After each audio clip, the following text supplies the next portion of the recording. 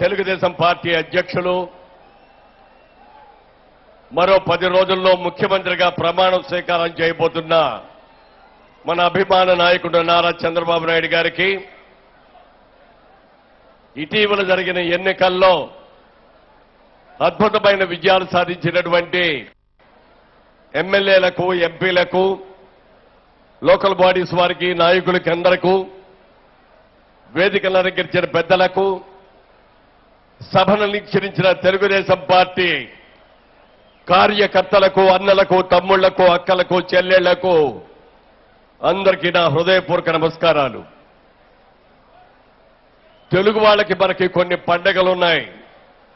ఒక సంక్రాంతి పండుగ ఉంది, ఒక వినాయక చవితి ఉంది, ఒక దసరా ఉంది, ఉగాది పండుగ ఉంది, దీపావళి పండుగ ఉంది. కానీ ఆ పండగలన్నిటికంటే కూడా మించిన పండగ ఏది అంటే మనందరి అభిమాన నాయకుడు అన్న ఎన్టీఆర్ గారు పుట్టిన రోజే మనందరికీ కూడా అద్భుతమైన పండగ. ఆ పండుగని వాళ్ళు అద్భుతంగా జరుపుకుంటున్నాం. 91వ జయంతి అన్న ఎన్టీ రామారావు గారి జయంతిని వాళ్ళు మనం జరుపుకోబోతున్నాం. ఆంధ్రదేశంలో ఒక రైతు కుటుంబంలో పుట్టి కష్టపడి చదువుకొని డిగ్రీ సంపాదించి ఉద్యోగం చేస్తున్న రోజుల్లో అనుకోని విధంగా అవకాశం వచ్చి తెలుగు సినిమా రంగం మీద ఒక ధృవతార మెరిసింది. ఆ ధృవతార పేరే నందమూరి తారక రామారావు. ఆయన ఒక అవతార పురుషుడు, ఒక కారణ జన్ముడు. మరి సినిమాల్లో వారు నటించిన పాత్రలు చూస్తే ఎలాంటి అద్భుతమైన పాత్రలు నిర్వహించారో మీకు అందరికీ తెలుసు.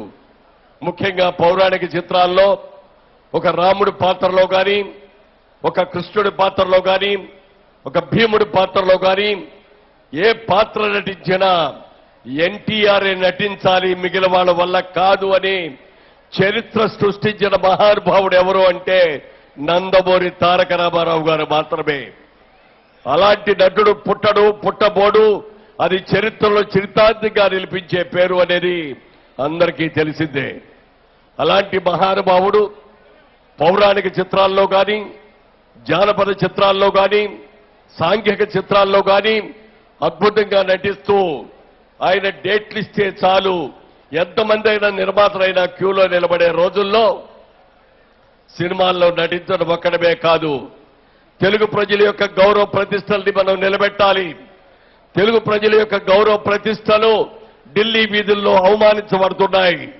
తెలుగువాడంటే గుర్తింపు లేకుండా అయిపోయింది. మనల్ని మద్రాసీలుగా గుర్తించారే తప్ప తెలుగు వాళ్ళగా గుర్తించని ఈ సమయంలో తెలుగువాడంటే ఏమిటో, తెలుగువాడి శక్తి ఏమిటో, తెలుగువాడి ధైర్యం ఏమిటో, తెలుగువాడి పవర్ ఏమిటో భారతదేశానికి తెలియచెప్పిన ఏకైక నాయకుడు ఎవరో ఉంటే నందమూరి తారక రామారావు గారు మాత్రమే. అలాంటి మహానుభావుడు. మరి ఆ రోజున కాంగ్రెస్ ప్రభుత్వం ఇష్టం వచ్చినట్టుగా పరిపాలిస్తుంటే సీల్డ్ కవర్లో ముఖ్యమంత్రుల పేర్లు వస్తుంటే ఇక్కడున్న మన నాయకుల అవమానాలు భరిస్తూ ఉంటే ఆ టైంలో ఎన్టీ రామారావు గారు లేచారు, కాకి బట్టలు వేసుకున్నారు, చైతన్య రథాన్ని ఎక్కారు, ఆంధ్రదేశంలో నలుమూలలకి వెళ్లారు. ప్రతి తెలుగు తమ్ముడికి, చెల్లెలకి, అక్కకు అందరికీ కూడా ఈ తెలుగుదేశం పార్టీ ఎందుకు పెట్టవలసి వచ్చిందో అందరికీ కూడా తెలియచెప్పారు.